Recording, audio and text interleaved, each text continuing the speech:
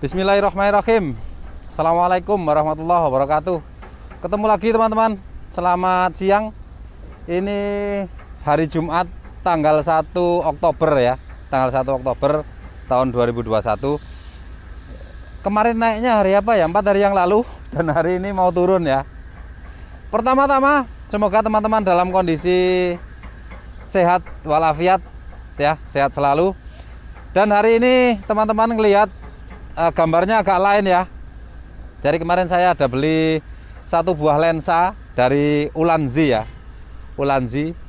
Dia ini lensa wide dan juga bisa efeknya itu seperti kalau teman-teman sering nonton bioskop itu dia gambarnya seperti itu. Dia melebar dan badan saya juga kelihatan lebih ramping ini ya. Lebih ramping lah. Oke. Seperti itu. Nah, di video kali ini saya ingin tunjukkan ke teman-teman proses nurunkannya ya. Kalau kemarin kan naikkan ya, biar lengkap kita sekalian proses nurunkannya seperti itu.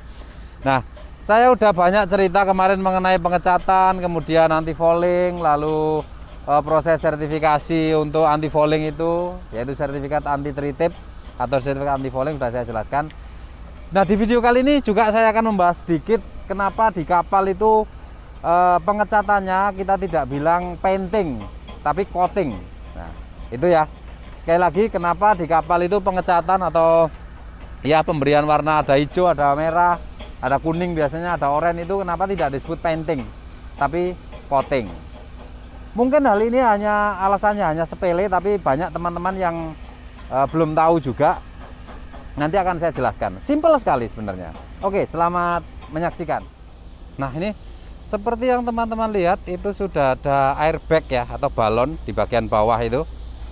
Ada beberapa airbag. Sekaligus menjawab pertanyaan Mas siapa tadi di komen yang barusan komen, Pak, peletakan balonnya itu kira-kira kondisional atau ada jaraknya, harus sekian meter tidak? Jadi teman-teman bisa lihat dudukan itu ya.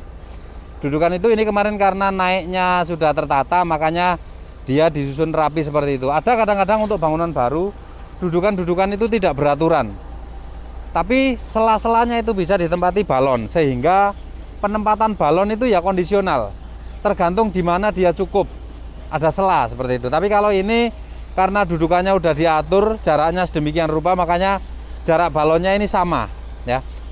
Dan juga tergantung dari berat kapalnya.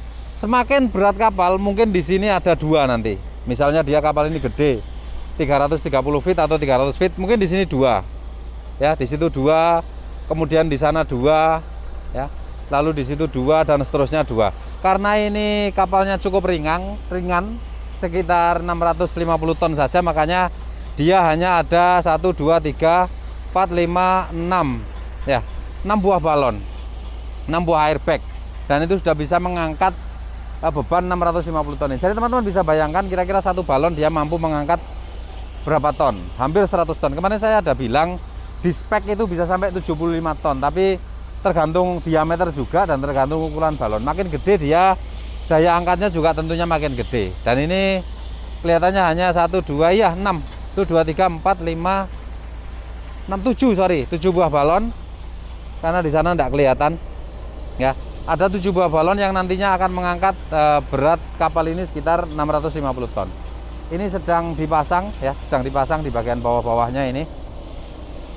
Nah, itu nanti akan dipompa, kemudian setelah sambil dipompa nanti ditahan menggunakan eksa di depan sana. Jadi untuk menurunkan ini informasinya ya, enggak tahu nanti kalau berubah rencananya ya.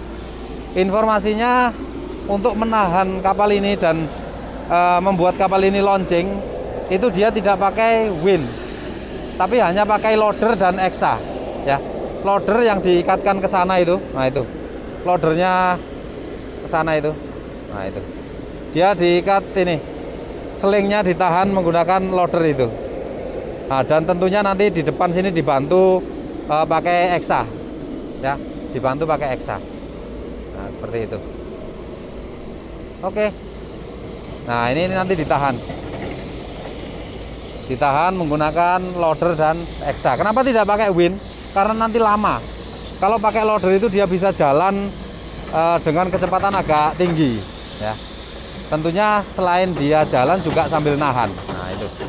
Nah itu beberapa airbag sudah ditiup ya, beberapa airbag sudah ditiup, dan di bagian depan ini sudah terangkat ya, sudah terangkat. Saya tunjukkan. Nah ini tadi ada kayu, nah sekarang kayunya sudah diambili ya. Oke, sekilas saya membahas mengenai cat ya. Kenapa pengecatan di kapal tidak disebut painting tapi coating? Semua aturan di perkapalan yang mengatur tentang pengecatan atau pelapisan di bagian bodi kapal itu semuanya bahasanya itu dilapisi ya, dilapisi.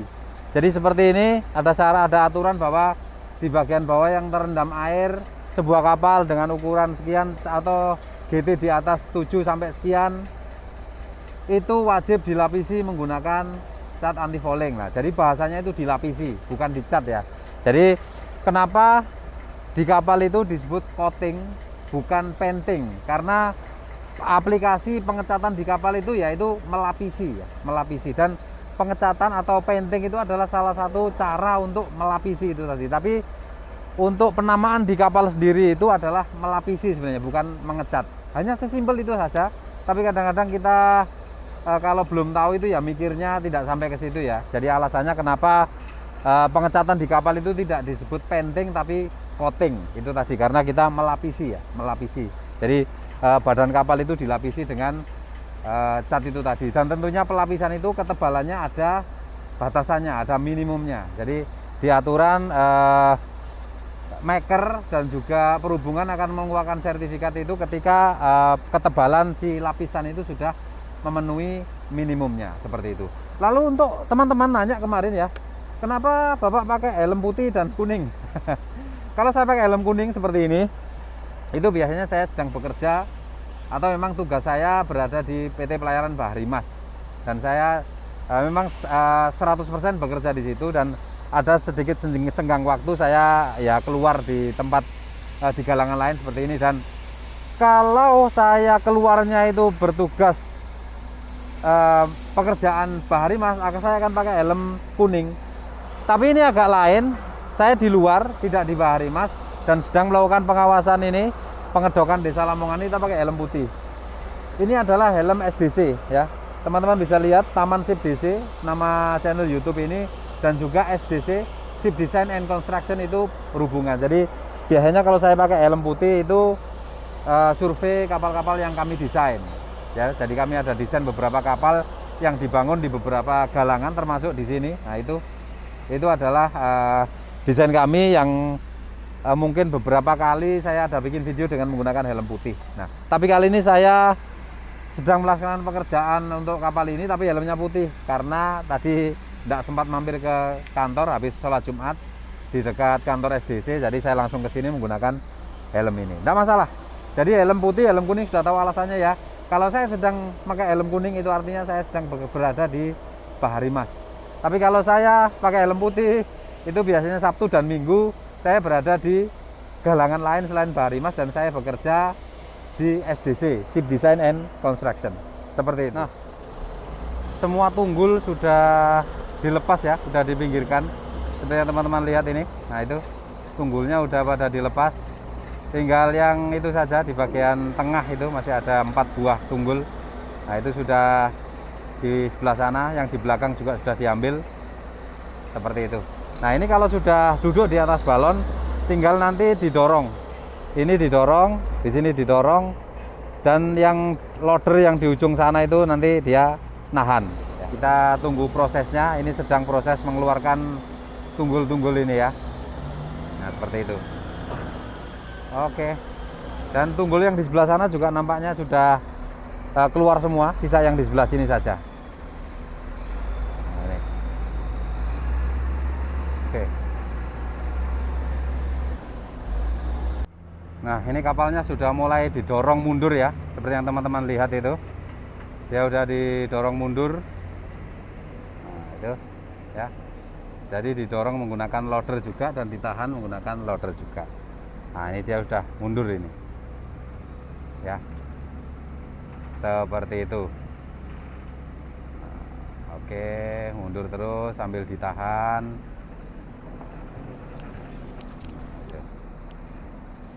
Ya.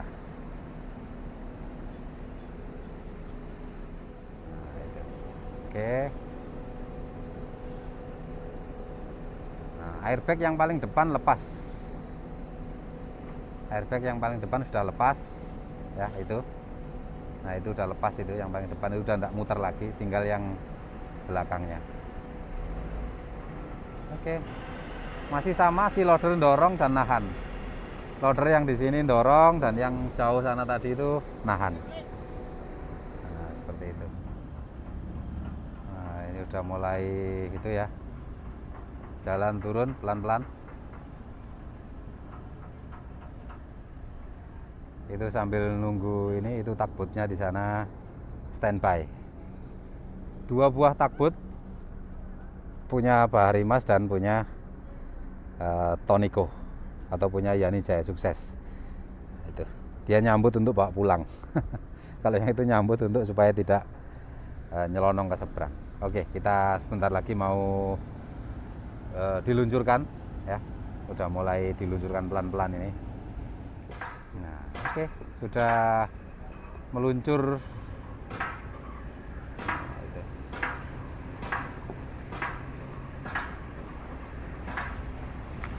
Wonge istimewa, coba lihat ya teman-teman, lihat ya. Nah itu seperti itu.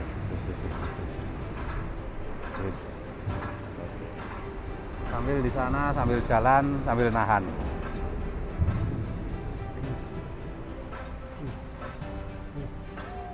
Nah itu berhenti dia. Oke, sudah berhenti. Sip, sudah selesai. Nah itu, nah dia berhenti sampai sini saja karena ditahan menggunakan loader itu. Nah itu. Oke, ini airbagnya. Oke, sip, alhamdulillah sudah selesai. Oke, jadi kapal sudah di air ya, dan sudah lengkap ya, dari mulai naik proses pekerjaan ya, karena kebetulan ini dok pertama tidak ada pekerjaan apa-apa, makanya videonya ya itu aja, tapi udah lengkap naik pekerjaan dan ini turun ya. Oke ya, mudah-mudahan menambah pengetahuan atau paling tidak menghibur ya. Ini sekali lagi terima kasih untuk Dok Yani Jaya Sukses sudah melaksanakan perbaikan untuk OB Desa Lamongan, dan untuk teman-teman yang menyaksikan video ini terima kasih.